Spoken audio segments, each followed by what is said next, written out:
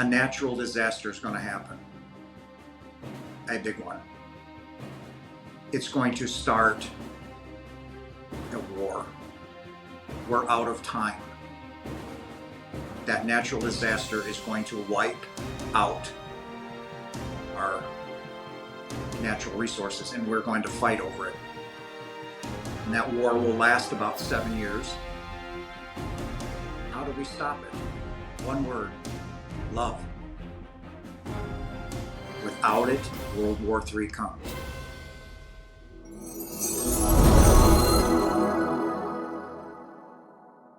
Hi, everybody. Welcome back to the show. Today, we're honored to have Jason Janas with us, whose life took a profound turn after a near-death experience. Today, we're going to dive into his journey and discover the wisdom he's gained along the way. Jason, thank you so much for joining us. Lady, thank you for having me. I'm deeply honored, and it's a pleasure. Thank you. We're honored to have you. Thank you so much for, again, joining us. So, Jason, can you tell us a little bit about your life before your NDE? Sure. Wow. There's so many things that I have discovered on my journey, but I grew up I was born in 1970. I'm a Gen Xer. So as you know, us Gen Xers, we were left to our own devices. So, as a little boy, I was out doing things. I came from an abusive family, you know, and it was just very unhealthy. And it was the 70s. It was carefree, but I always felt like I didn't fit in, like I was different. Like I didn't know how to explain it. I was like overly emotional all the time. Like every little ding or every little thing that somebody would say to me would really hurt. Never wanted to fight, shied away from, confrontations, very loving, you know. And coming in from that abusive household, I learned how to hide my feelings and shut down, you know. So, but I had a very good childhood. My grandparents really, and especially my grandmother, really raised me, because on the weekends and holidays, I would be with her. So I spent a lot of time with my grandmother and I loved her, but she was a Catholic. So she raised me going to church. So I thoroughly believed in the Bible, right? You know, I went through all the sacraments, CCD, did all that, was an altar boy at a Catholic school for 2 years. I was fully immersed in Catholicism. And for all practical purposes, I believed the Bible, heaven and hell, good and bad, right and wrong, God, devil, all of that. And then that changed on April 2nd of 2020 when I died. So it was an eye-opening experience, to say the least. And the first thing I did was leave organized religion. And I started telling my story. I had to. It was, well, there was a thumb in my side, like, come on, talk. Come on, talk. And I'm like, I was pacing around in my house. I'm like, nobody's going to believe what I'm going to say, because I didn't know what happened to me. All I knew was I was home, you know, and but that didn't come from my upbringing. It was a strict Catholicism. You went to church every Sunday. You go in there feeling like a worthless piece of crap because you're just a worthy, sinner. No one's going home, right? And I'm like, why do I want to keep going there just to feel worse? So I turned very angry around the age of 7 or 8. I just felt abandoned, that nobody cared other than my grandmother. And one day she came in, come on, Jace, let's get up for work. And I kicked her and I sat up and I said, don't you ever wake me up to go to that again. Don't you ever. And she was hurt, and she says, God doesn't love me. Clearly. I said, I'll take care of myself. Don't you ever wake me up. And that was the last relationship I had with God. And that was like 1978, 1979. I was a 7, 8-year-old boy. And I hadn't spoken to God in over 40 years. And I just did it my way. And I had a very difficult life, And that all changed on April 2nd of 2020, because that was the first time I called out to God. All right. When I called his name, please don't let me die, and I did not expect a response. I did not expect anything. Okay, so April 2nd comes, and prior to this, we had a a little powwow at work. Hey, this new thing's coming out. Blah, blah, blah, blah, blah. I'm like, man, I'm 49 years old. Nothing's touched me, and I went up. So I go home that night, make a sandwich. And prior to that, a couple of weeks, I've been waking up very, very tired with the taste of blood in my mouth. I'm like, I didn't bite anything. I don't, what's going on? So I sit down, take a couple of bites of my sandwich, and I go to take another bite, and I cough up bright red blood. And I mean, it's almost pink. It's so red, and I'm like, wow, what is, and then it's just, I start coughing up all this blood nonstop. And next thing you know, there's no air to be had, and I'm like, panic is now setting in. You know what's happening. You're in the middle of dying, and I'm like frantic. So I'm trying to get a hold of my ex-wife, who was a nurse. And finally she answered the phone. What do you want? And I tried to speak, and blood covered the phone, and she was like, Jason, And I said, I don't feel good, And I said, I'm gonna go lie down. She goes, Jason, if you lie down, you're going to die. Do you understand that? Don't. Jason, don't lie down. And I'm wheezing heavily, And this is one of the last things I remember. And I'm like, I'm just going to go lay down. I don't know what happened, how I got to the hospital, what happened. All I know is I woke up and my hands and feet were tied to the bed. I could only move them maybe about an eighth of an inch. My legs and my hands were strapped to the bed, like out like this. IV in the carotid artery, stuff in the nose, tube down my throat. A myriad of machines keeping me alive. And it was now dark. What day it was, I have no idea, but it was dark. And I just woke up to like a myriad of, Jason, do you know who you, and I'm being, do you know who you are? Who's the president? I'm like, do you know who, it's like, but the moment they're asking me these questions, and I'm trying to park these people, because up in the left-hand corner of this room, somebody was there. It was an undeniable presence of a familiarity.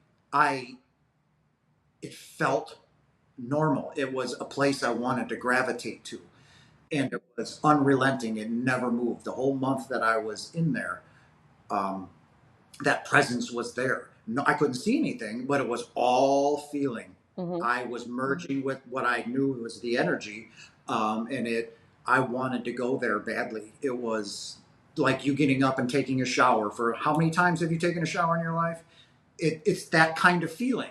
It's just normal, right? And I wanted to go there. Now I was okay. So I woke up to, they had taken the tube out and me off the ventilator and all that, taken the catheter out, and I had lost 75 pounds in that month. So I was very lethargic. I couldn't speak. I couldn't really hold my hand up very much. And it was a beautiful day. It was just a beautiful day out. It was a late afternoon. No one was in my room, and now, mind you, remember, I hadn't talked to God in over 40 years now. So, and I don't know where this came from, but as I'm looking at the TV, I mustered with everything I had. I got on my elbows and I was shaking uncontrollably because I had no energy or strength. And I cried out to God for the first time. I said, please don't let me die. Please let me see my children. Let me see my daughters. Please don't take them from me. And I said, I'm sorry I abandoned you. I said, I never stopped believing in you or Jesus. I said, but I quit having a relationship with you. And I said, I'm sorry. I said, but please don't let me die. Please. And I said, there's somebody who I love so deeply.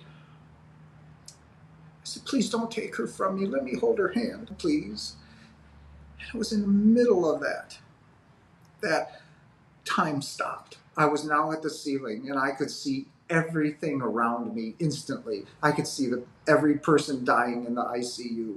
I could see the nurses' stations, and I could see every blade of grass. Now I'm at the ceiling because I was on like the third or fourth floor, and I could see every blade of grass moving independently. I could see every serration in that grass. I could see the soul outlining the grass. I could feel their love for me. I could see the colors moving in the the grass. It was a green, but it was the most magnificent green. It doesn't exist here.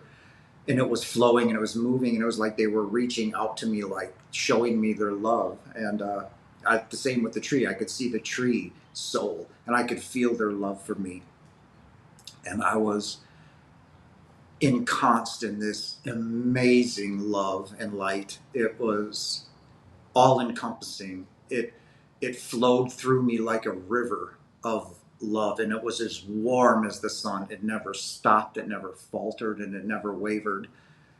And I merged with myself, and that presence that was there that entire time was God. Knowing what was going, knowing that this was happening, and waiting for me to call to Him, knowing that I would. So, um, and in that moment, I don't know how much time took place because time stopped. There is no time. It did not exist. So I'm there and I'm like young again, and I'm energized. I was like, whoa. I mean, I had this surge of energy through me, and it was young. It was invigorating, and I was like, oh. And then I was like, I'm home.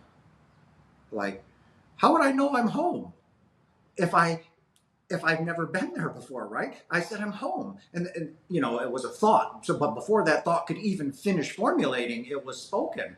And next thing the next thought was, what a beautiful day to die. Like, so casual. Like, I'm gonna go grocery shopping. Like, what a beautiful day to die. I'm home, And I'm like, how would you know that? And then all of a sudden, the shame, the guilt, the for not being a good person for most of my life, and the more guilt and shame I felt for being there, the more love was bestowed upon me, and it just never stopped. And then within some time frame, I don't know, this other presence showed up, and it was an amazing amount of love. And the energy that I recognized instantly was Yeshua, Jesus. And more love was bestowed upon me, and there's no words to describe it in this barbaric language that we have. There's nothing that can describe what I'm trying to describe to you, of home, what home is, um, and again, I don't know how long I was, but I was just in constant this love and this energy of knowing who I am. I knew everything there was to ever know in a trillionth of a second, everything, you know, and so hard to put that into words, there's just nothing for it. And then Jesus put two hands, and to me, they were huge. I mean, I felt so insignificant to the vastness of who I was. But anyway, two hands were placed on me, right? And then I was gently pushed back into my body and then laid back down on the bed, where I was instantly out, like instantly. And again, I woke up to a myriad of nurses. Jason, we've been trying to wake you up. And I'm like, I immediately turned there, and that presence was gone. And I was like, I'm looking at these nurses and doctors, and I'm like, how do I tell them what happened? What just happened? However long ago that was, what happened? I was like, they're going to think I'm nuts. They'll lock me up without question. So I was terrified to talk, and they were like, hey, we're going to give you, no, I don't want no meds. I want to go home now. And I had no business going home. I couldn't walk. I couldn't talk. I couldn't feed myself. I couldn't shower.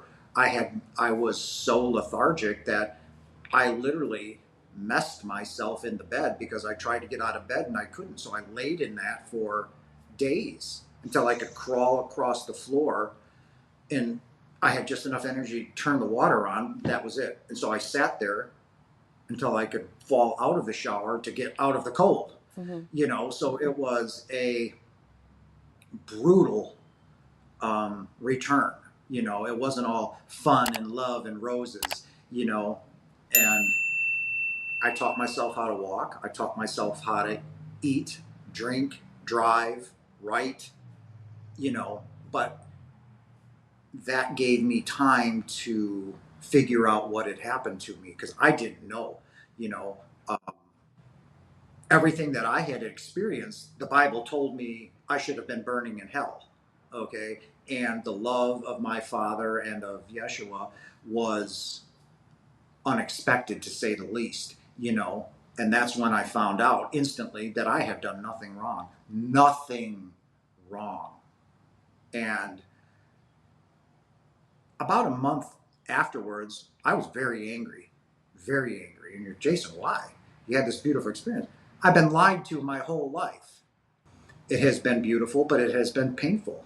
You know, when you realize who you are, there's no going back. You can't say, oh, I missed that memo. No, I know who I am. You know, I am not a human being. I am not a man, and I never have been, you know, and I'll say it. We're all God's, you know, and, you know, I went, you know, I was like, I got this message one day.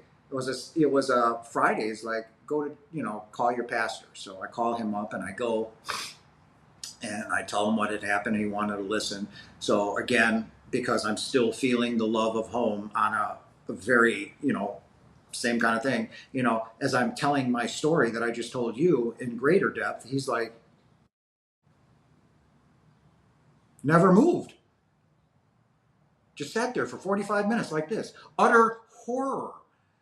So when we were done, he said, I want you to talk in front of the parish. I want you to talk to the congregation. I want you to talk to the sacrament kids and stuff.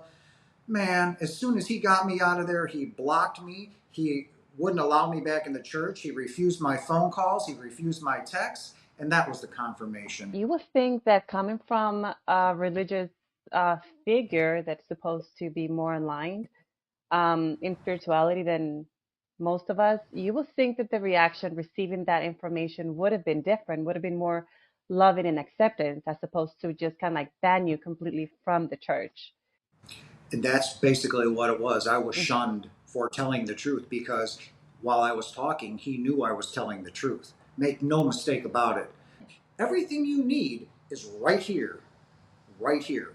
Your God spark is a volleyball size of energy of God right here. And Jesus said, follow me. I am the truth. I am the light in the way. Not by meaning I am somebody special, but I'm going to show you how to access what I can do.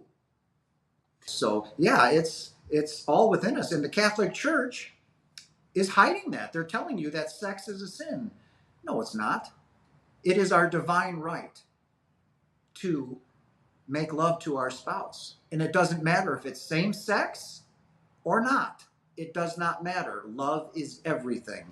And it makes no difference. And if it makes you feel uncomfortable, sick, mad, and angry, then we've touched the right spot. It just makes you look inside yourself and feel ugly. And if I've done that, then I've done my job. Well done, Jason. That is a God given right within us, our sexual energy. And if we stifle that sexual energy, you'll know this very well. What happens? Energy cannot be destroyed. It will come out eventually, and generally when it's going to come out, it's going to come out in anger or violence. It will come out one way or another. You cannot suppress your sexual energy, can you? No, it is there for a reason. It is there to bring you back home. You know, that is our God given right to go home. And the church knows it. That's why they made sex a sin. Sin does not exist. If you want to put a definition to the word sin, sin equals a lack of love. You know, I was lost in religion. You know, how can all of these things be taking place, and then I'm a worthless shit that's going to burn in hell, right? And then I was lost. But when I left Catholicism, when I left Christianity, I was free. I could breathe. I was like, I don't need that. I'm talking to my father. I'm feeling him. We're having a conversation every day, you know? So no matter what you're doing, whether you're taking a bath, a shower, going to the bathroom, you're being watched and you're being recorded. Every bit, everything in your head when you're sitting on the couch, say you're upset or mad or angry, those thoughts are being recorded. They don't disappear. It's energy, it's a vibration. So if you're thinking naughty thoughts or bad thoughts, it's going to go up into the non-physical. It's going to mix with other naughty, mean stuff, and it's going to come back to you. You'll just say, well, that's my karma.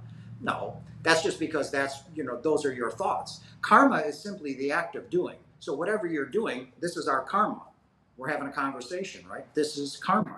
This is what we're doing. So if you're out robbing a bank, well, consequences of that may be kind of severe. So, but that's what you're doing. So that's your karma. People need to wake up to the truth of who you are.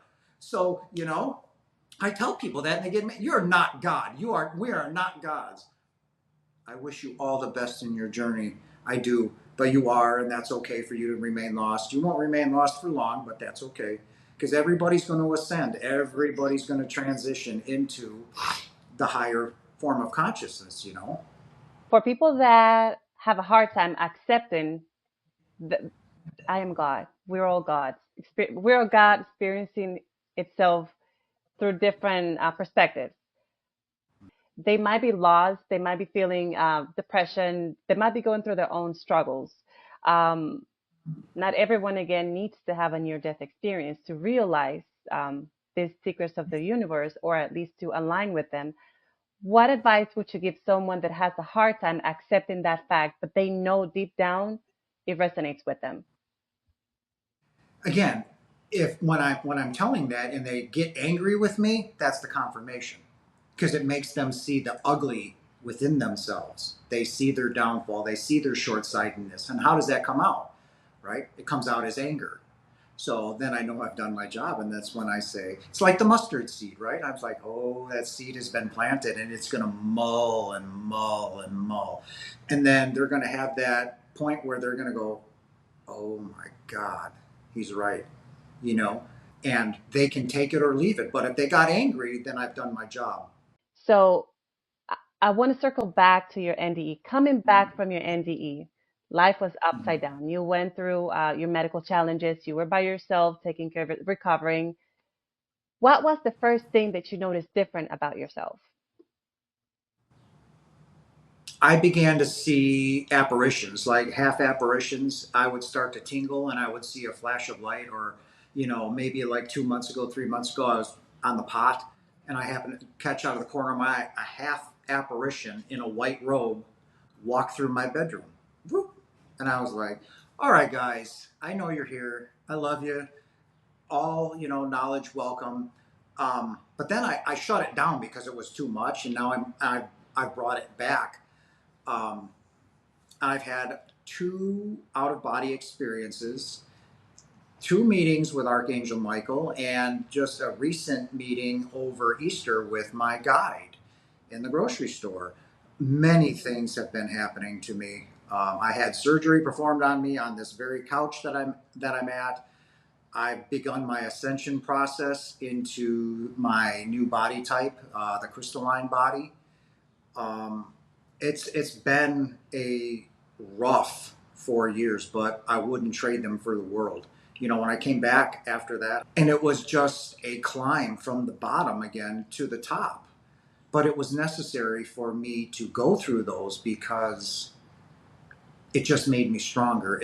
In my faith, in my belief in who I am, what home is, and that there is nothing to fear. There is no judgment except from yourself. You will, I promise you and everybody listening to this, you will judge yourself upon your entry into home. You will feel unworthy of the love that is bestowed upon you. So, you know, I've been liberated from that. I know that I have done nothing wrong and I live in love. Do I have bad days? Of course. I mean, do I get grumpy? Of course. But I know that, Jason, this is a test, right? Yes. Okay. Is anything wrong? No. We're going to get through this. Yeah. And then I just move on, and I give it away. And I'm like, I am the perfect child of God, and every day is beautiful. I love you all. I wake up, and the first thing I say is, I am truly blessed. Thank you, Father, for the opportunity for me to love deeper. Thank you for everything that I have, and I love you. And that has been my mission, which is to tell people the truth about who they are and what they are. Transitioning back home is absolutely beautiful. For me, it was. Hmm. If you're attached to this materialistic world, if you remember what Yeshua said, do not fall in love with this material world, for it will bring you ruin. So, I'm no longer materialistic.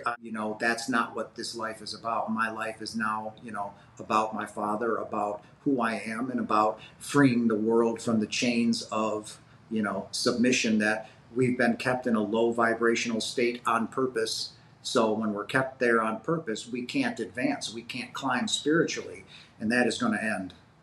That will end. I will not allow that. We are beautiful beings. We're multidimensional beings, and we are the direct manifestations of our Father, imbued with the same love, light, energy, and powers of our Father, thus making us Father. We are God, ladies and gentlemen. We are God. Our Father is experiencing 8 billion different things all at once. Because what are we? Our bodies aren't real, right? This is the matrix. This is a dream. All of us are still at home right now with Father. We're just dreaming. So this is all a dream, the matrix, right? So what can go wrong in an imaginary world? Nothing, right? It's a matrix. There's nothing here. If we all wake up, the universe disappears. Period. When you mentioned that only a part of us is here, the other part is with Mhm. Father. I have a picture of my mind of kind of like our soul being like this hand, just to use an example, this hand, and then this body is just this finger, but the rest of the hand is with God in our soul. Can you elaborate on that, and can you like help the listeners understand a little bit about the duality of the soul? We're here incarnated, but not really, because most of us is still in heaven with God. Right. So the term duality comes from our split consciousness, right? So let's imagine this. When Father wants something from us, like he'll come to us, and as a collective consciousness, right, we do what he wants. But then we got this brilliant idea that says, I want to be the boss. I want to call the shots. So what do? We come to Father and say, I'm not you. I'm me. I'm an individual. The moment we did that, what did we do? We created fear, guilt, and the ego. Okay? So the part of us that is here is simply our personality. It's just like if you make sugar cookies and you take that little sugar and you sprinkle it over the top, that's what's driving this corpse. Now, without me in it, it's simply a corpse. It's not alive, never has been, never will be. But when we enter it, we can do whatever we want, right? It's a sensory object. We're nothing more than sensory objects. We're projectors. We're dreaming this and it is coming out, and this is what we're seeing. The world that you see every day is created through your thoughts. And the part of us that is in here, again, is simply our personality. It's what's driving the vehicle. I'm not a male. You're not a female. Okay. But in order for you to accomplish what you wanted to accomplish here, you needed a female vehicle. That's it. So when mom and dad met, right, you inundated them and bombarded them from home, from the non physical, with love. Why? You wanted them to mate. Why? You need a body, right? But the moment they mated, right, sperm meet egg, that was it. You took over the creation of your body. You look exactly the way you needed to look. The ego created the body. Okay? Why? Because we stepped away from oneness. So the ego took over the body and created it the way it needed it to look in this physical realm. That's it. So that is the basics of it. We are all still at home, all of us. And when we leave, you see the little golf ball of beautiful energy leave. Now what's left? A corpse. We're not in it. It's not going to go anywhere. And we've just accomplished what we need to, and we go home. You don't incarnate here without Father's approval. No. So you get with your overlord. Our overlord is a very high being, higher than Jesus, okay, in his vibrational state.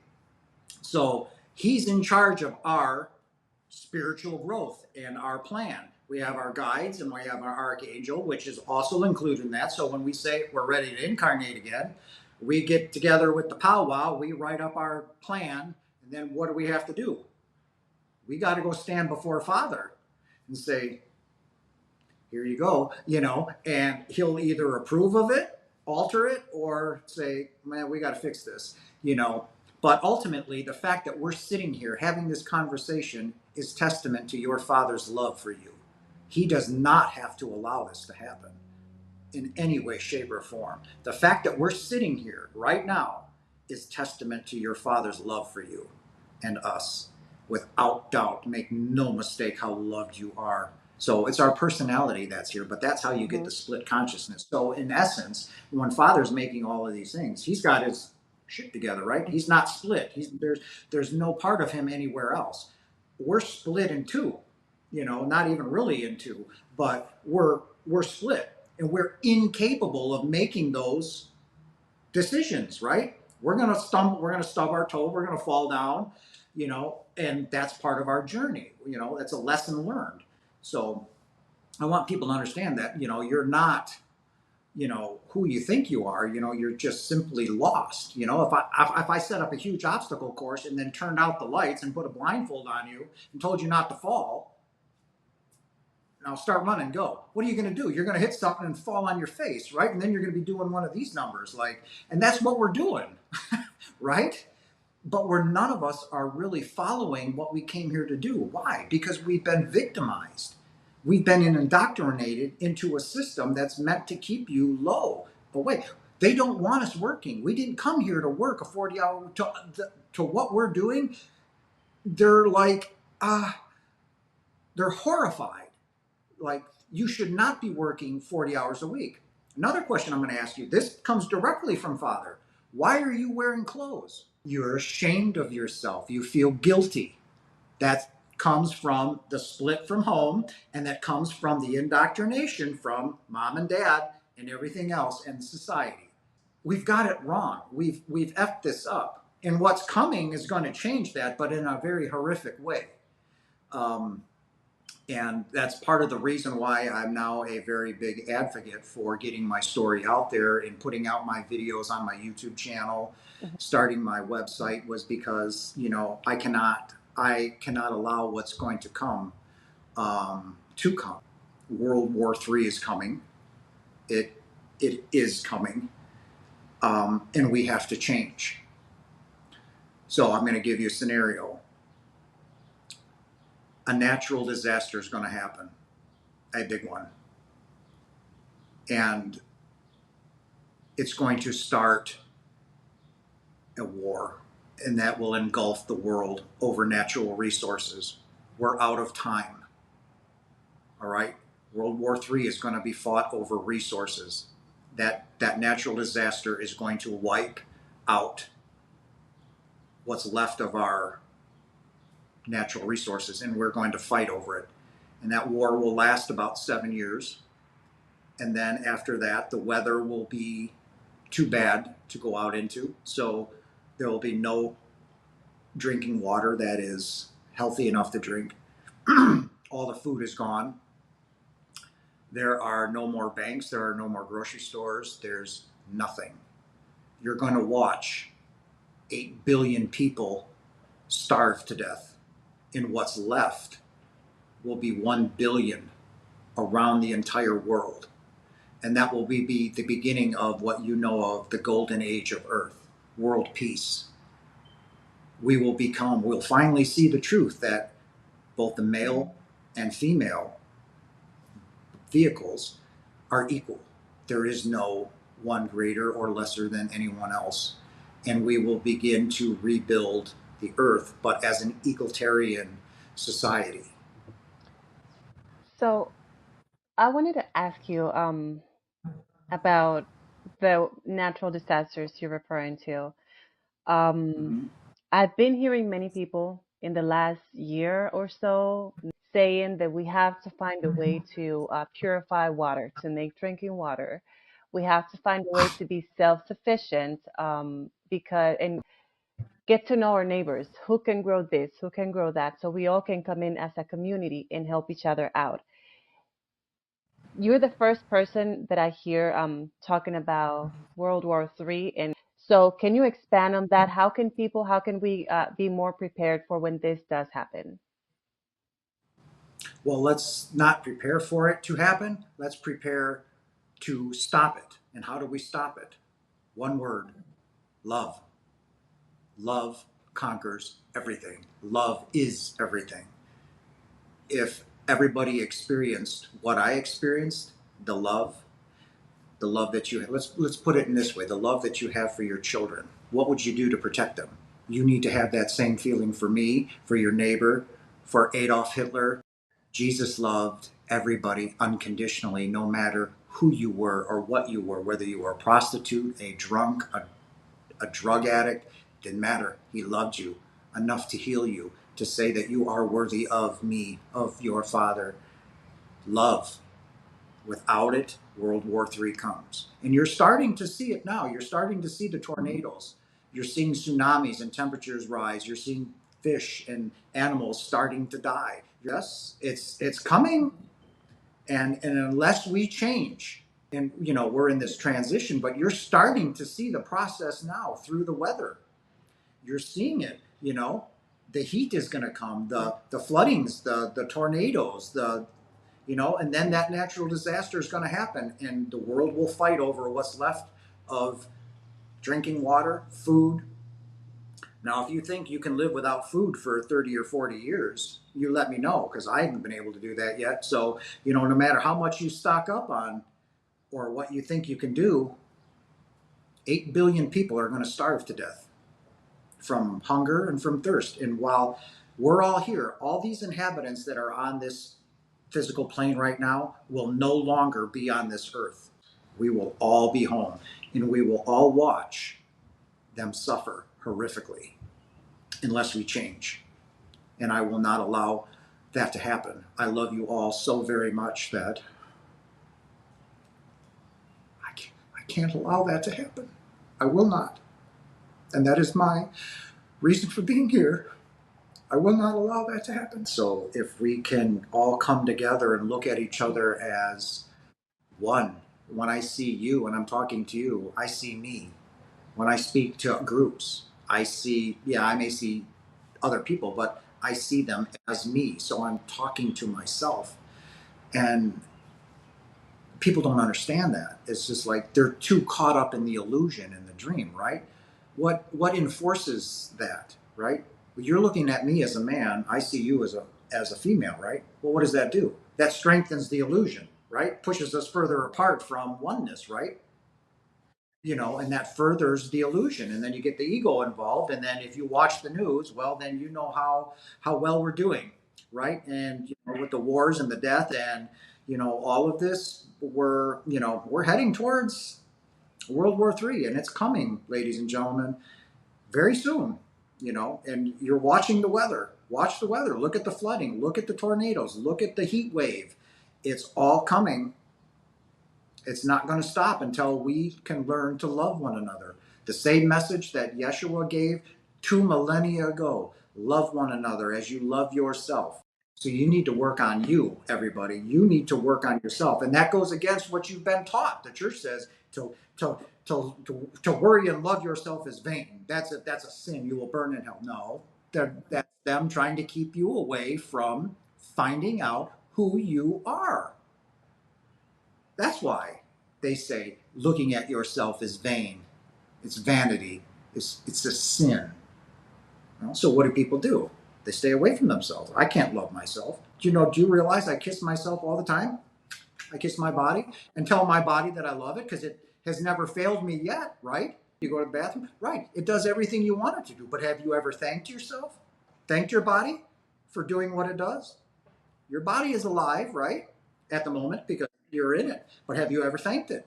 It's like after, I had another experience, and this was a big part of it. You know what's taking place right now is we're in the middle of a serious spiritual transition from 3D to 5D. We are ascending in our consciousness. We are becoming a very smarter, species. Again, we're not humans, so we're advancing this species. So my ascension process started, well, back in 1982, because that's when Father almost pulled the plug. He said, "All right, I've had enough of this." No. But then, believe it or not, whether by looking at the news or not, we began to change. We began to love. And he's like, "Well, okay." So he gave the okay for us to ascend, meaning to transition out of the carbon-based life form into a crystalline form, which enables more light, because right now we are being bombarded with light energy from the non-physical, a higher vibrational light. Okay, so my ascension process started basically around May. Began to get very sick, very tired. I began to miss a lot of work. I couldn't get out of bed. I was like face planted and like I couldn't move. And, they saw me. I began to lose a lot of weight and was told to go to the doctor. All right. So I went to the doctor, did EKGs, did biopsies. They did a, colonoscopy. They said, "How much weight did you lose?" I said, "Well, I was 265. You're 186 pounds. You can't lose that much weight in a month, even a month and a half." So they did all these blood work, they took 8 vials of blood, did all of this. You are perfectly healthy. As a matter of fact, you're beyond healthy. And the weight still kept coming off. So next day I go in, I give them my doctor's excuse. They fired me instantly. And I was like, now in this part, I was in bad shape. It was kind of a relief. And I was like, now great, now what? Here we go again. No work. I just dug myself out of a hole 4 years ago. Here we go again, right? So I laid down on this bed. I'm in my couch here. And I had an experience, a spiritual experience. I was in horrible shape. I was waking up in profound amounts of sweat. Like somebody would take a bucket of water and dump it on me. So I turned to the right. It was just like ice cold water. Literally, you could feel the water, right? I go to it's like, oh. So I just stayed here because it was warm. And I was just drenched in sweat. Shakes, body aches. All of a sudden I'd be sitting here and all of a sudden I hear this high pitch, like ring. And I was like, and now I'm having severe back pain. I get these shooting pains in my lower back. And I'm waking, like right now, I am drenched in sweat. So I know I'm still going through the process, but it was really hard back then. So I laid down on the couch in utter pain. I was literally shaking, I was just like vomiting. I was dizzy. Like I fell out of the shower. I'd be taking a shower.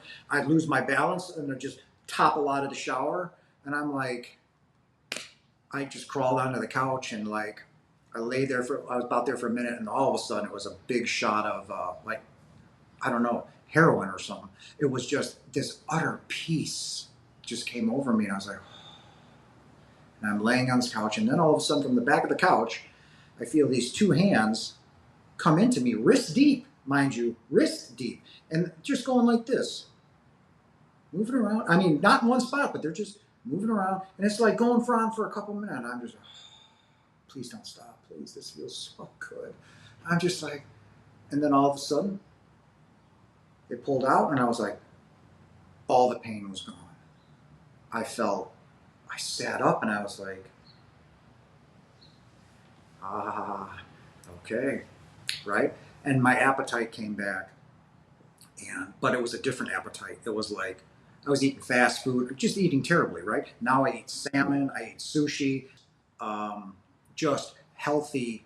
And I'm like, why? What is going, but I began and still am eating healthy, so this transition into this healthier life form is taking place. We're all going through it. You'll all go through it and you'll all, you'll be alone when you do it. I know that sounds terrible and scary, but you need to ascend on your own. So if you're married or have a partner, it's, you know, you may not have that partner anymore, you know, because you will be ascending and your ideas, your values, your morals are going to change, and it may not jive with the partner you're with, and they may say you're not who I married, and you'll be like, you know, I wish you the best of luck on your journey. And it's going to be as simple as that. You're going to lose friends, you're going to lose family members. They don't understand because you're now vibrating at a much higher frequency. But that's what's going on, and so that's going to happen to a lot of people, and they're worried about that. I'm like, your life is going to change. You know, you may not be in your job anymore. You may quit your job. You may become a painter, a poet. You're following your guidance system. You're now aligning yourself with what you came here to do. And you know, we built a system that keeps us in low vibration because, you know, if we're doing what we're doing, you know, how are we going to pay the bills? We're not supposed to be doing any of that. We're supposed to be out in that yard nature, no clothes, being painters, sculptors, you know, doing all of these things that we wanted to do, except we, as you've done to your children, I did to mine, you know, you indoctrinate them. You need to go to work. You need to get a good job. You need to go to school. Okay. You need to do all of these things, which are all wrong because you're telling them to deny their guidance system because they're listening to it. Do you ever see a kid play? You ever watch them when they're deep in their thoughts? They're creating the future. That's what they're doing in their thoughts. That's what our thoughts do, right? They create the world that we see. So we cannot do this anymore. And on top of that, we should not be sending our children to school. They're in their prime creative abilities until the age of 10. You ever watch them play with each other when they're sitting there quiet? They're creating the world right then and there. We cannot keep doing this to our children. We live in an age now where no child needs to go anywhere. They can be taught from home, you know, and then you can sit them um, in front of a computer and say, okay, here you go. They can sit in their jams, have a bowl of cereal, and they can do their schoolwork, right? If that's what they want. Why are we sending them to an institution that shames them into compliance? And it teaches our children how to hate. It teaches them how to be almost not inclusive in any part of their world. It tells them to stop following their dreams and their passions, which is what they came here to do. So it's all coming. It's all crashing down. The house of cards is crashing down, and we're all going to be burned pretty badly. You know, and they're not you're not judged for this because you've been indoctrinated because your parents did that. Well, your grandparents did it to them, and the wheels on the bus, instead of going forward, go backwards. So you can see the trend of indoctrination and victimization that has taken place. Some of us don't have the option of staying home and homeschooling our kids. We have to send them to school. What advice do you have for those parents? So what I would do, and this is what I'm doing now, move. Go live somewhere cheaper. Go live in a trailer. You can pick up and move to a warmer place, a cheaper place, right? Where rent is only, you know, affordable by one person who can take care of the groceries and stuff. You may have to move into Kentucky in the mountains, right? Where there's no one around you, and, you know, your rent is only $500 a month. Great. One person can stay home. It may be a trailer home, but you have a roof over your head, you have food on the table, your children are taken care of, you're a stay-at-home mom now, or if you're making more and he can stay home with the kids, right? Move, you know? I've told this to people. I know it's going to sound weird. File bankruptcy. Move, you know? Give it all up. None of this is real, right? You've been taught wrong. You've been told the wrong information. So get rid of your stuff. It's what, again, back to what Jesus said. Do not fall in love with this material world. It will bring you ruin.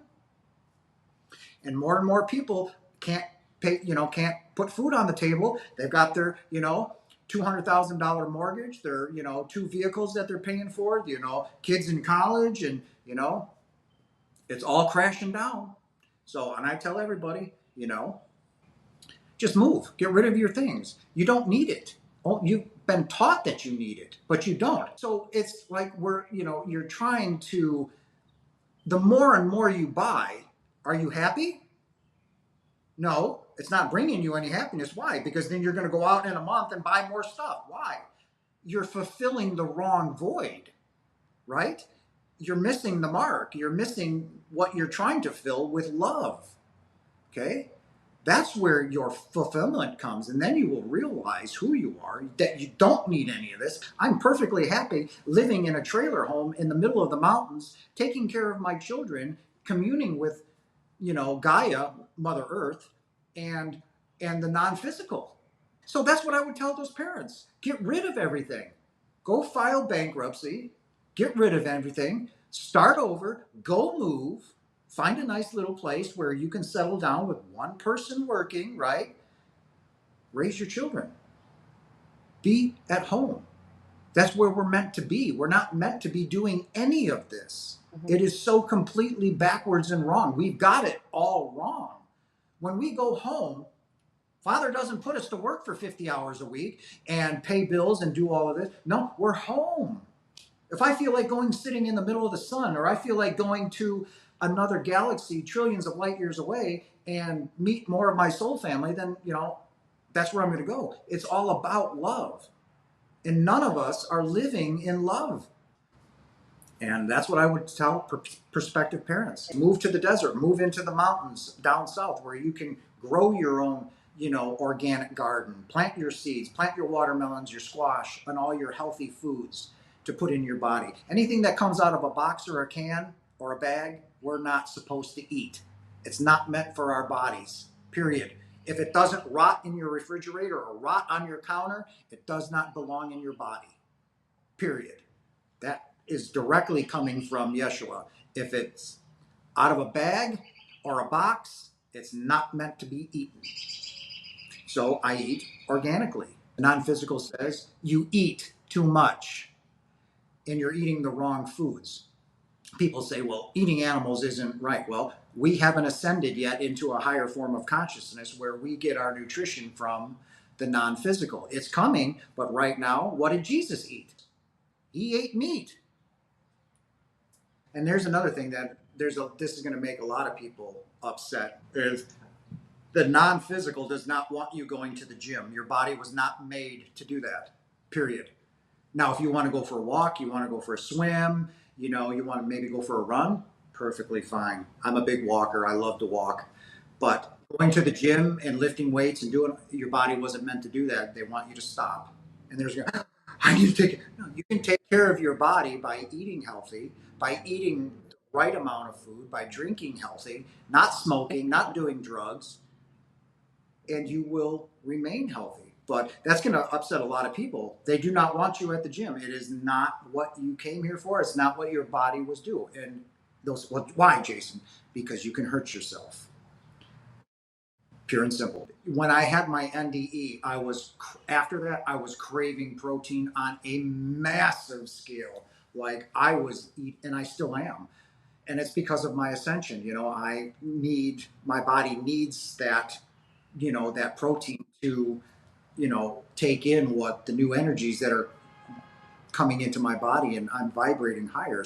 It's We're meant to take care of our bodies. And again, that's counting on you. You have to work on you, period. During this ascension process, I call them, sometimes I cuss at them. So you wake me up at 1 o'clock in the morning, 2 o'clock in the morning, and I'm like, and they're laughing. I feel it. So it's like, and I'll get up and I'll meditate, right? So I'll come up 2 o'clock in the morning. I don't have to be to work till 8. I'll just come sit right here, do my breathing, and I'll meditate for sometimes it seems like 10 minutes, and sometimes I'll open up my eyes and 45 minutes later have come by and I'm like, wow, but that's my time they're waking me up because I had just come home from a set of powwow with my higher self and all of that, right? So now I've had this information, even though I can't remember it because you won't let me. I'll meditate, and then I'll lay back down on the couch. Sometimes I can fall asleep and the other not. By the end of the week, I tell them, I'm wrecked. I'm tired. And but I know it's for a higher purpose. And have you ever heard of this term, the chosen ones? Mm-hmm.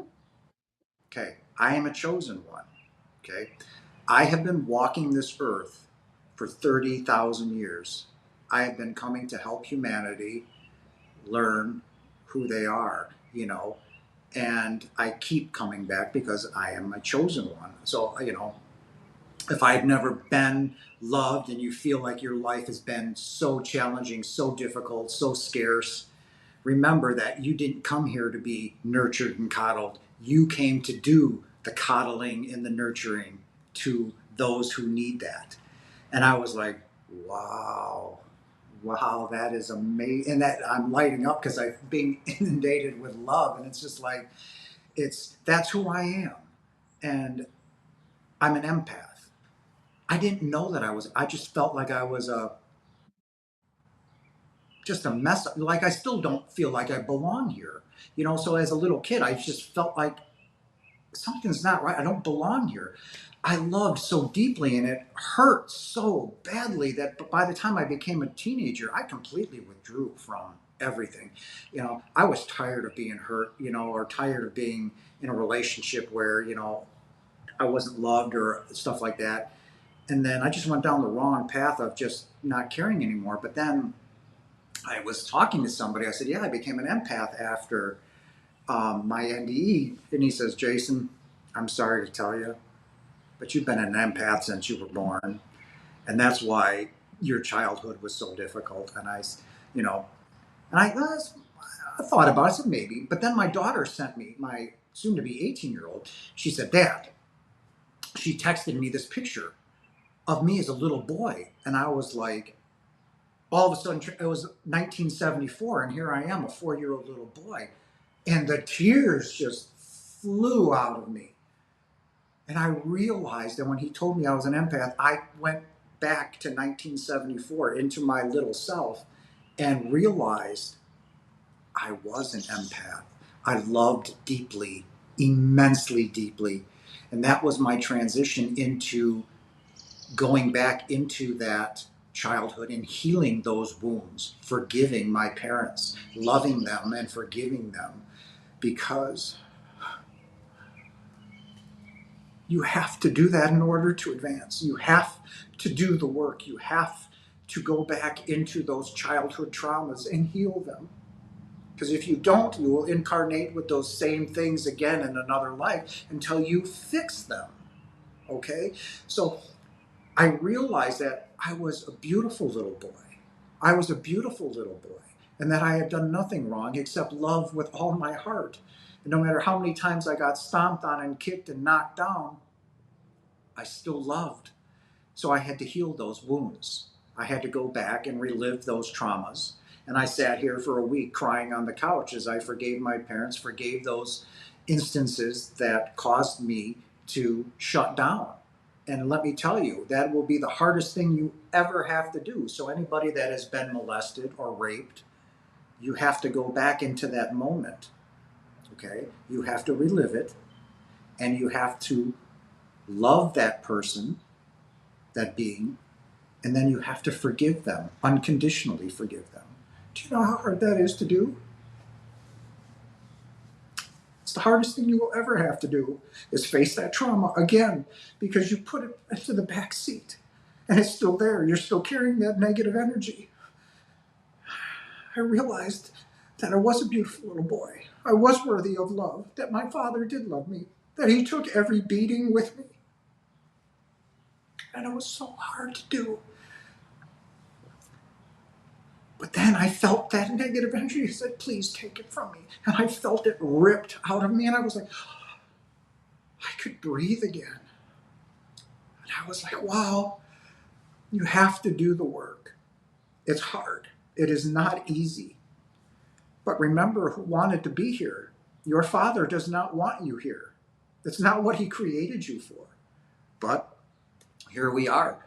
You will do the work. You will follow through with what you wanted, you know? And I tell people there's evil in the world. There is no evil. What about all these mass shootings? Why didn't God do anything about it? And I said, He did. No, He didn't. He allowed it to happen. And I said, that's God's will. God did not create this world. God did not create this universe. We did. These are not His rules. They're ours. He is not going to come down here and pat you on the butt and say, Come on now. No, no. World War III will come unless we fix it ourselves. So, I wanted to go back to doing the inner work and the shadow work.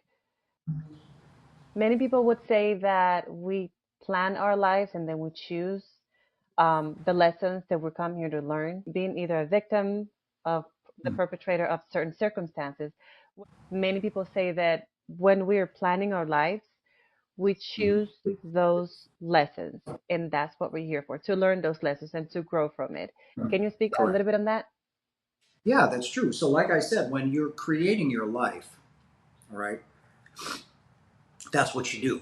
You want to experience some things. So, you may go around say, let's say I wanted to be raped, even as a male. So by whatever. So I would go to all my BFFs, right? So when we're home, we still have best friends. We still are closer to, right? So we go, hey, will you rape me? Will you? No, no, no. Come on. Would you? Oh, fine. All right. So you plan your life and you plan these experiences, right? So that person that did that to you, that God, yourself basically, is you, right? So you're just asking them to do this for you, right? Because you want this experience to grow from. But what happens when we're in the physical is we forget, right? So that person in this event is going to take place, whether you want it to or not, because that's what you designed it to be, right? So when that moment comes and that event takes place, what happens? We get caught up in the pain. Why did this happen to me? I didn't deserve this, and you carry around that trauma your whole life. Why? Why do you want to relive that over and over and over again, right? But we get caught in that pain. We get caught in that suffering, right? The key to your salvation is that event itself. You have to face it. It will not go away until you heal that trauma. You have to love that person. You have to forgive them. You have to. You set it up. You wanted to experience this. Now you've experienced it. Now you're going, why? I'm a good person, or at least so I think. I go to church, so, so that's not going to save you. Your trauma is your salvation. Face it. Once you face it, you've grown, right? You've outgrown it. Now chop it off. Ask the non-physical to take it from you, and they will. And you will never worry about it again. And that's what I did when I healed that trauma as a little boy, right here on this couch. I said, take it from me. I don't want it anymore. And I felt it leave. And I was like, it was like all of this negative, hateful energy, this dark energy was taken from me. And I was like, you know, you have to face your traumas. You have to. And if you don't, that's fine. You will incarnate again and you will still face those situations again. You have to do the work. And, there's a misconception that you incarnate in chronological order, right? So, like, my next incarnation will be in the Golden Age. No. My next incarnation may be 5000 BC. I may have to go back and work on some things that I didn't finish, right? But now I'm at a much higher frequency, right? So when I go back into that life, that timeline, it's going to be much different. I'm going to know how to forgive. I'm going to know how to love. I'm going to live in love. So when that situation arrives, oh, I forgive you. No worries. We're all good. So you see how that rolls. So now, as you keep incarnating, I will be at a much higher frequency in those, whatever it is, whether I'm in a female body, in ancient Egypt, 5000 BC, or whenever, but you don't incarnate in chronological order. So, but you will incarnate and you will have those things that you set up, that you need to fix. The reason you're out of that timeline is your major events you fix, but you still have to fix those smaller things. You have to love and forgive. So, and the only reason of Yeshua is because it was his last incarnation, right? He became enlightened. We all will. And when you become enlightened, That is your last incarnation. You will never incarnate again into a physical body. You will not incarnate anymore. You will be an eternal, multidimensional being, just hanging around home with your besties, fishing, camping, doing whatever you do. But there will be no physical touch. There will be no body. It's so when I tell everybody, you know, live your life the way you want to. Live it. Don't be afraid. Fear does not exist. Fear is an illusion. Sickness does not exist. Cancer does not exist. It exists in here. So if you believe cancer exists, that's how powerful you are. Cancer exists. If you say cancer doesn't exist, guess what? It doesn't exist. All your fears, all your sicknesses are right here. That's how powerful you are. So when I tell people, wake up, realize who you are. You are a God of immense power, love, and creativity. And your thoughts are extremely powerful. They create what you see in your physical world every day. Every day, your thoughts create what you see on a daily basis. So whether they're spoken like I'm talking to you, or whether you're sitting on the couch quiet, if you're in a negative mindset, change it, because that negativity is going out and it's going to come mixed with other negativity, and it's going to come back to you tenfold. And you're going to wake up and say, does this shit keep happening to me? Why? It's because your energy is low. You're dishing out lower energy. It's going to come back to you as lower energy. People say, I'm in an abusive relationship. My boyfriend or husband beats me. Why? Why can't I find love? Why am I not loved? Well, there you go. Your energy is that of their energy. That's all you're going to attract, is that. If you want a higher vibrational being, a beautiful being, you have to raise your energy. You have to remain in love and think positive, and that will come. But until you do that, again, it's doing the work. If you don't want to do the work, then you'll be beaten, and you'll have those guys that are alcoholics, or girls that, because that's what you're attracting. Like attracts like. If you want dark energy, you're going to get it.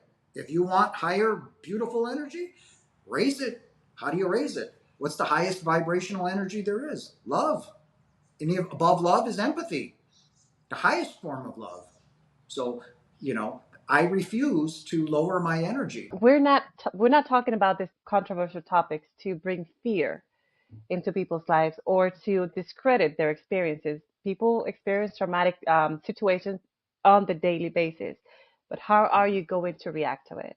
And just to tie it back to when I was waking up back in 2011, it was a very, very challenging year for me. I felt like I was in the middle of a storm. And then I was told by my guide, no, you're not in the middle of a storm. You're actually halfway out. And things didn't start to change for me until I was able to get myself out of that victim's mentality and that human perspective and look at it from a different lens. What is this here to teach me? That's it. And Correct. that's when I was able to find, the lessons. And it didn't happen overnight. It took years for that to happen. Mhm. Now I'm able to go back into that year and look at the same scenario, and I'm able to see, wow, had it not been because this person was in my life, I would not have been able to handle this the way I did. It's still a learning process, but we have to try and do our best to get out of that victim's mentality. And our Yes, you lives are do. going to change completely 180 degrees. That's right. And like I said, during this ascension process, you're going to lose family members. You're going to lose jobs. You're going to lose friends. Why? Because they no longer fit in your spiritual journey, in what you came here to do. And that's okay. Is it going to be a little rough? Yep. But, you're going to basically, say, see ya, goodbye. I no longer want this in my life. It's gone. And, move on. But you're right, you cannot play the victim, because nobody's made any mistakes or done anything wrong. There's no good or bad. So it's simply a lesson that you chose to learn. Is it some of it hard and brutal? 100%. I will not disagree with you on that in any way, shape, or form. But it is still a lesson. It is still what did I need to learn about being raped? Maybe love, forgiveness, I have to forgive him. Yep. And you have to love them like you love yourself. And if you don't love yourself, well, then you need to start right there.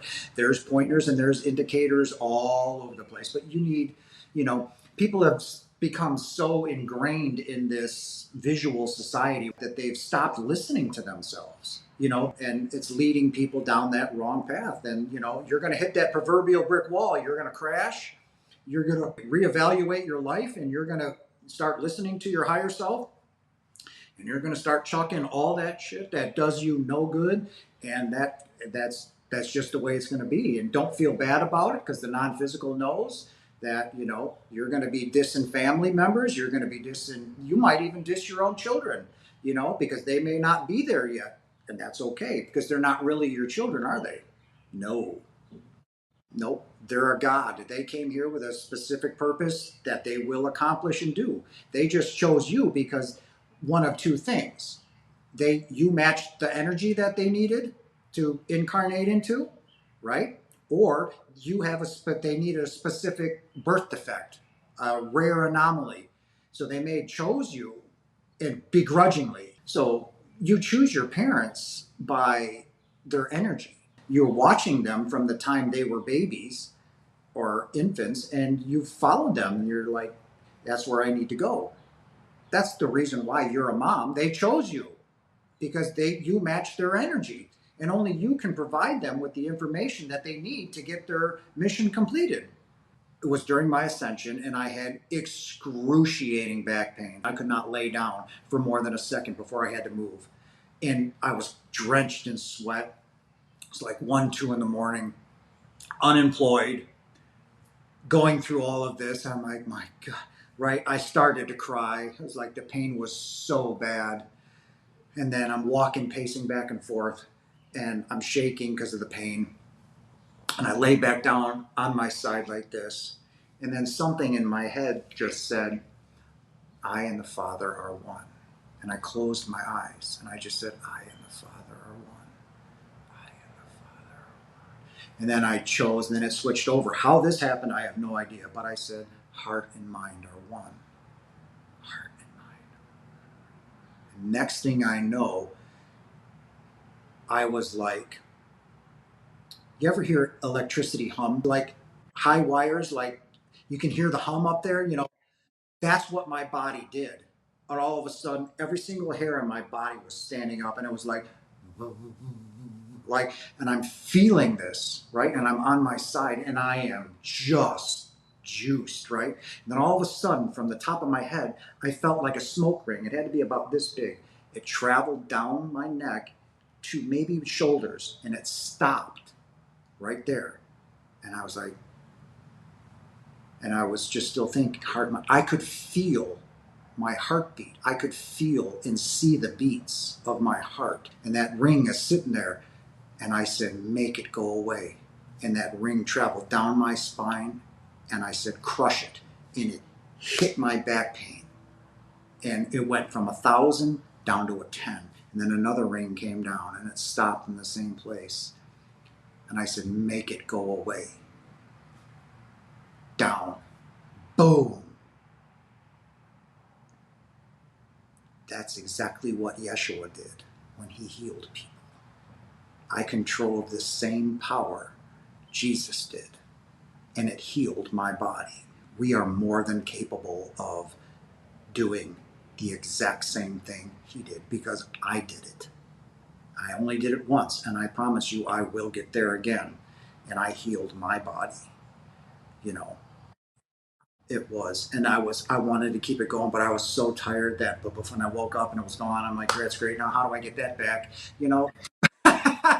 But then again, that's the journey of what we're trying to do. It will come, and that's the thing is, so when I started my meditation, I realized that it's not going to happen overnight, right? Because what does the non-physical want to see? They want to see commitment, right? So when you start to know who you are and you start to commune, they want to make sure that, you're going to follow through. So when I get up in the morning and before I go to bed in my rituals, I will spend that half an hour and I will commune. They want to see that commitment. So they'll throw roadblocks in there. They'll bring you back to stage one. They want to see the commitment and they want to see you doing the work. So, it's to make sure that you're going to do it and you will tap into that energy. You will release it. And then once you do, it's I don't know, it's powerful. And I know that this was what I came here to do. And we all have milestones. We all have things. Like you said, when we plan our lives, like I want to get married, I want to have kids, I want to go to college, I want this. Okay, that's fine. But you're going to have milestones like A, B, C, and D. Well, in my case, Father said, by the time you get to C, or let's say D, if you haven't woken up yet, this is what's going to happen. You're going to die. Okay? So, throwing that into my contract was like, okay. So, well, stubborn Jace, from an early age, you should be a teacher. You're really good at explaining things and writing and all that, And if somebody would have said, Jason, by the time you're 50 years old, you are going to be talking about God and preaching and all of this, I would have said, you know what? You can go eat dirt. There ain't no way. No way. And what am I doing? I'm a teacher now, and here I am doing exactly what they said. I'm going to talk about God, who we are, and get people on the right track. And if somebody would have told me that 20 years ago, I would have thrown sand in their face. And that's why I'm here. And having that knowledge is so beneficial, because I can calm myself down in a bad situation, step outside of work for a minute. Patience. Okay. And it has been a huge blessing for me. So, but, somebody just told me, it's like, why aren't my manifestations coming through? And there was a good point. See, if you're trying to manifest abundance, say in financial situations, it'll come. Why? You're a God. If you ask for it, it'll come. But you have to believe. But if you look at your bank account and say, I have $9 in my account, I've got no food in my refrigerator, do you believe? No, because you're looking at your account going, I'm poor. Well, then that shoots down your manifestation of abundance, right? So even though you're in that situation, like, I have to believe that I'm abundantly wealthy, right? So I turned it around. And, instead of asking for abundance, say, how did I become so abundant in all areas of my life? So now I'm tricking my subconscious and everything else to believe, how did we become wealthy and have a home and have this? So, I had to change my thinking, right? To say, how did I become so abundant? Not in one specific area like wealth or a home or a relationship. I said, all areas of my life. So you're tricking your subconscious into saying, no, you're not. You're poor. Look at your refrigerator and your bank. And now he's thinking, how did we become? So then that abundance comes in, right? So it's really a belief. Are you who you think you are? If you're scratching, well, then it's never going to come to fruition, right? So I started to change my thinking of, and I say that, when I'm meditating, how did I become so abundant in all my areas of my life? And then I'll get into heart and mind are one, I and the Father are one. And then I'm in my zone, and that may take 30 minutes or whatever, but I'm tricking my subconscious into believing that abundance is here in my life, right? But if I keep telling myself I'm poor, then I'm not believing in my own manifestations, right? Well, then it will never come.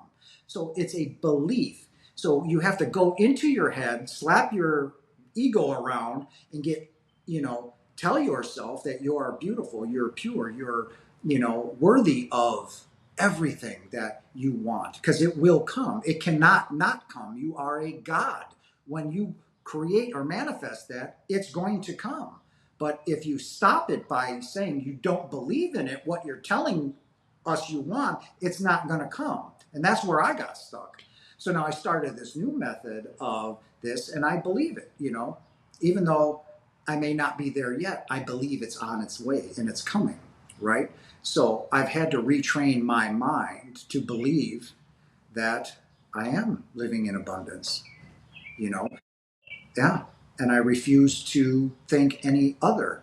So it's really, again, learning, right? Having to go inside and fix what's broken. You have to, everything is here. You have to believe in yourself, believe in who you are, and everything will change. If the members of the audience would like to find you, get in touch with you, how can they connect with you? Sure. So, I mean, the best way for a direct contact is through my website, which is loveandlightjason.com.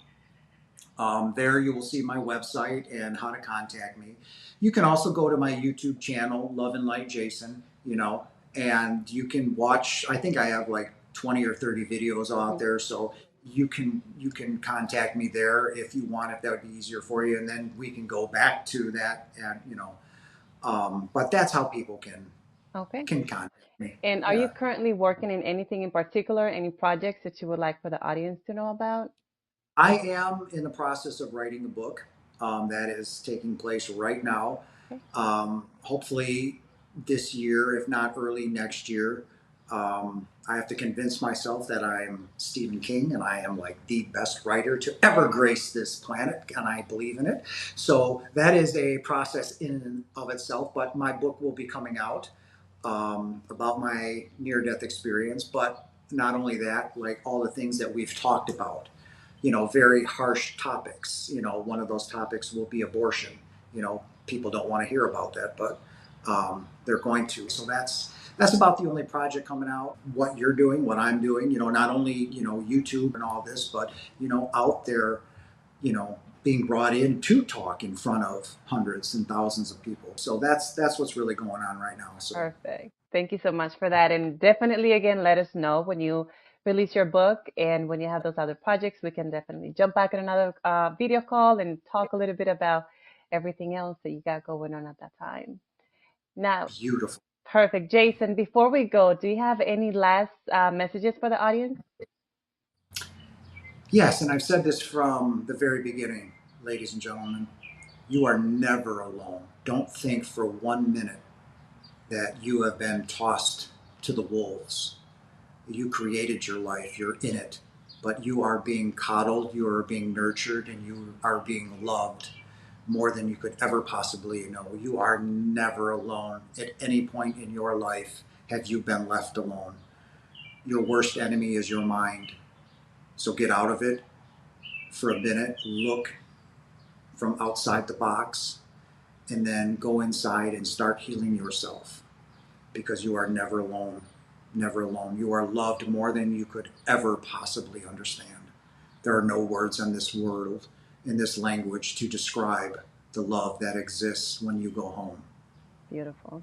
Thank you so much, Jason, for that message. And thank you for coming on the show with us today. And we'll do Absolutely. this again soon. Absolutely. It was a pleasure. Thank you for Thank having you. me It's on. been a pleasure. Thank you so much.